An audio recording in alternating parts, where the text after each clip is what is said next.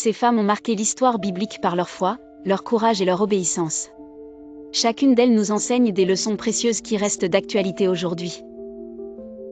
Ève, la mère de l'humanité. Première femme créée, elle est la mère de toute l'humanité. Malgré sa chute, elle a joué un rôle crucial dans le plan de Dieu pour la création.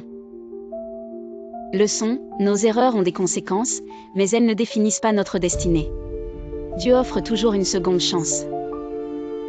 Sarah, la femme de la promesse. Femme d'Abraham, elle a donné naissance à Isaac à un âge avancé, prouvant que rien n'est impossible à Dieu.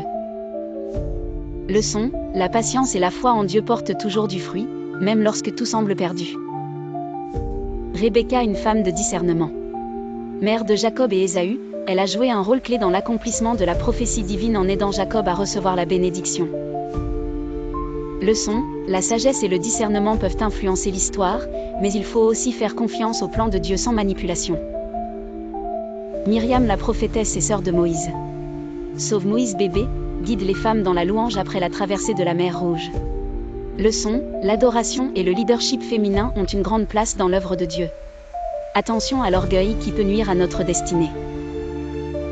Déborah, une femme de pouvoir et de foi. Juge et prophétesse d'Israël, elle a conduit son peuple à la victoire contre l'oppresseur cananéen. Leçon, le leadership féminin a toujours eu sa place, et une femme peut être une dirigeante forte tout en restant fidèle à Dieu. Rahab, la prostituée transformée. Sauve les espions d'Israélites et est intégrée dans la lignée du Messie. Leçon, peu importe notre passé, Dieu peut nous restaurer et nous utiliser pour sa gloire. Ruth, l'exemple de fidélité et de rédemption. Moabite qui a choisi de suivre sa belle-mère Naomi et d'adorer le Dieu d'Israël. Elle est devenue l'ancêtre du roi David et de Jésus. Leçon, la fidélité et l'humilité ouvrent la porte aux bénédictions divines et à la rédemption. Abigail, la femme sage et courageuse. Sauve son mari Nabal de la colère de David par sa sagesse. Après la mort de Nabal, devient l'épouse de David. Leçon, la sagesse et la patience peuvent éviter des conflits et changer une destinée. Esther, la reine qui a sauvé son peuple. Grâce à son courage et sa foi, elle a risqué sa vie pour sauver les Juifs d'un génocide. Leçon, parfois, nous sommes placés à des positions stratégiques pour accomplir une mission divine.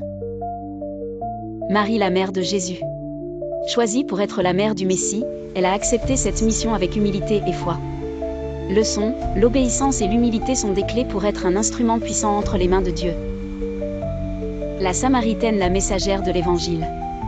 Femme au passé troublé, reçoit la révélation de Jésus comme Messie et devient une évangéliste. Leçon, Jésus ne rejette personne. Peu importe notre passé, nous pouvons être des témoins puissants. Marie-Madeleine, transformée par la grâce. Délivrée de cette démon, elle est devenue une fidèle disciple de Jésus et la première à voir le Christ ressuscité. Leçon, peu importe notre passé, Dieu peut nous restaurer et nous utiliser pour sa gloire. Demandons à Dieu la grâce d'imiter ces femmes bibliques emblématiques qui ont marqué l'histoire par leur foi, leur courage et leur obéissance. De Ève à Marie-Madeleine, chacune incarne des leçons intemporelles sur la rédemption, le leadership et la puissance de la foi. Leurs histoires nous rappellent que, quelles que soient les erreurs du passé, Dieu offre toujours une seconde chance et utilise chacun pour accomplir ses desseins. Bien entendu, toutes les femmes n'ont pas été citées. La suite dans la deuxième partie. Je vous exhorte à prendre le temps de lire l'intégralité de l'histoire de chacune d'elles. Pas parfaite, mais choisie. Pas qualifiée, mais utilisée.